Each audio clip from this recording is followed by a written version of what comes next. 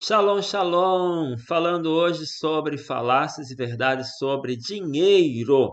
1 Timóteo 6,10, porque o amor ao dinheiro é a raiz de todos os males, e alguns nessa cobiça se desviaram da fé e a si mesmos se atormentam com muitas dores. Falar um pouco sobre a questão do dinheiro e a fé. Primeiro, alguns interpretam errado ou entendem errado esse versículo e dizem que o dinheiro é a raiz de todos os males. Não é isso que a Bíblia diz. A Bíblia diz que o amor ao dinheiro é a raiz de todos os males. Não é o dinheiro a raiz de todos os males. O dinheiro é bênção. O dinheiro nós precisamos para comer, para nos vestir, para morar, para comprar gasolina que está tão cara, para ter saúde, para ter plano de saúde. Precisamos de dinheiro para nos mover nesse mundo. Então, não é o dinheiro que é a raiz de todos os males, é o amor, a cobiça ao dinheiro. Vamos ver duas coisas que acontecem no mundo cristão, diametricamente distantes. Primeiro, alguns cristãos acreditam que dinheiro, ter dinheiro ou desejar, digamos assim, correr atrás da prosperidade e ser rico, isso não é bom. Então, muitas passagens bíblicas mal interpretadas dão a ideia de que o rico é do diabo e o pobre de Deus.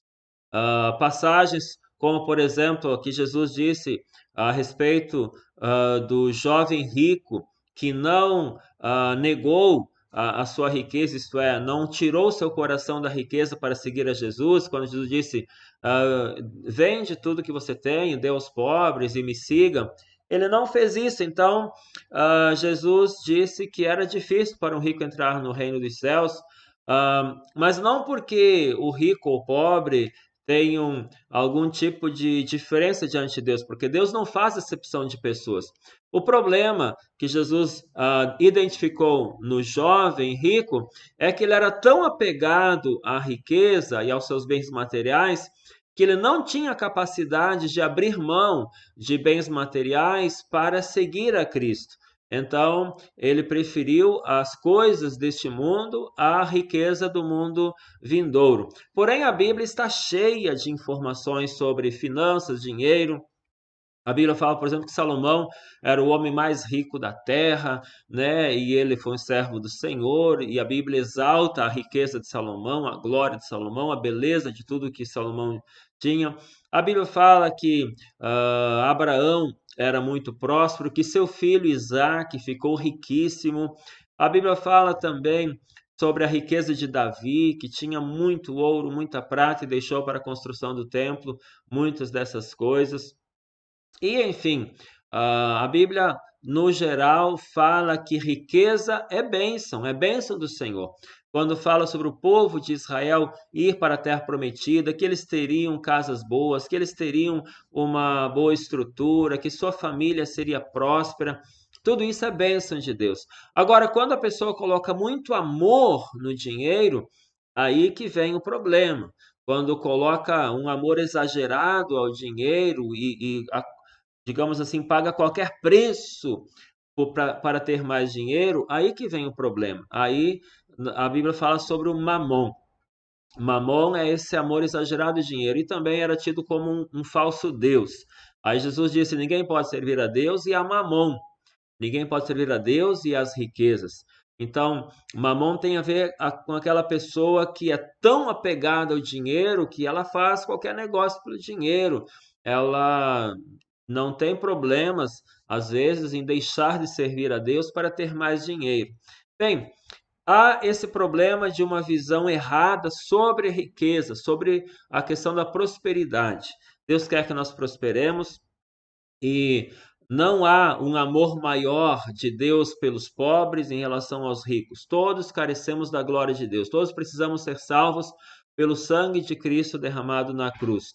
Tanto pobre quanto rico, tantos que moram na Europa quanto na África, todos estamos na mesma situação diante do Senhor. Por outro lado, Enquanto alguns acham que Deus tem preferência pelos pobres, visão que vem do catolicismo e de São Francisco de Assis, que Deus tem preferência pelos pobres, Deus não tem preferência nem por pobres nem por ricos. Deus quer que todo homem seja salvo e chegue ao pleno conhecimento da verdade. Primeira carta a Timóteo, né, 2:5. Deus quer que todo homem seja salvo e chegue ao pleno conhecimento da verdade. Não importando se esse homem é rico, pobre, preto ou branco, ou amarelo, e homem no sentido de ser humano, não homem ou mulher. Bem, Deus quer que todos sejam salvos. É o que Deus quer. Todavia, nem todos são salvos, como foi o caso do jovem rico também. Queridos, há um outro exagero no mundo cristão, que são aqueles que vão muito longe na teologia da prosperidade. Há aqueles que têm a teologia da miséria e acham que Deus tem preferência pelos pobres e que ser rico é coisa do diabo, né? Os ricos vão todos para o inferno porque eles optaram pelo dinheiro e não por Deus. Não é essa a equação que tem que se fazer. Há muitos ricos servos do Senhor e muitos pobres que não servem ao Senhor. E há aqueles que têm a teologia da prosperidade de maneira distorcida, exagerada. E esses que têm a teologia da prosperidade exagerada dizem que se uma pessoa não prospera, é porque ela está em pecado. Se uma pessoa é pobre, serve a Deus e continua pobre, é porque a vida dela está errada diante do Senhor e ela é pobre porque ela está em pecado, ou porque ela não tem fé suficiente, ou porque ela não dá dízimo ou oferta suficiente, é porque algum erro tem com ela. Não podemos fazer essa equação. Deus quer que nós prosperemos, que avancemos. Todavia, algumas pessoas não vão conseguir construir muita riqueza, muito patrimônio, vão melhorar um pouco, vão ter uma vida um pouco mais folgada do que tinham e não vão muito longe. E além do que, tem que considerar em que local essa pessoa está. Se ela está na África, se ela está no interior do Brasil, se ela está no interior do Amazonas, do Acre, ou se ela está em São Paulo, Porto Alegre. Há que considerar em que contexto ela está, porque a prosperidade a gente deve medir onde nós estávamos e onde estamos agora, ou onde nós estamos e onde estaremos daqui 5 anos, 10 anos, como melhorou a nossa vida, como melhorou a nossa saúde, como melhorou também o nosso relacionamento ou os nossos relacionamentos. Então, prosperidade não envolve só finanças, envolve melhorar a nossa vida, ter paz, ter uma alegria de viver. Queridos, há falácias sobre dinheiro. Que Deus tem preferência pelos pobres. É falácia, não é verdade. 2, quem serve a Deus tem que ficar rico. Se não ficar rico, se não prospera muito, é porque está em pecado. É falácia também. Jesus veio a esse mundo e ele morou de aluguel em Cafarnaum, não tinha uma casa própria. Ele entrou em Jerusalém num burrinho emprestado. Ele pegou um burrinho emprestado para entrar em Jerusalém. Ele pregou em cima de um barco emprestado na beira do mar da Galileia. E, e ele foi o Rei dos Reis, e é o Rei dos Reis e Senhor dos Senhores. E ele era próspero, ele era mestre, ele tinha, né, uma qualidade de vida, ele tinha muitas pessoas ao seu redor, ele tinha um tesoureiro, que era o Judas, e ele era próspero, mas de alguma maneira Jesus Cristo não quis ter bens, não quis ter propriedades aqui na terra, né? E até porque ele passou rapidamente no mundo judaico, 30 anos é muito novo ainda, é alguém que recém está na maioridade. Mas bem, o fato é, eu preciso ter equilíbrio em relação a estas coisas. Outra coisa importante é, em relação ao dinheiro.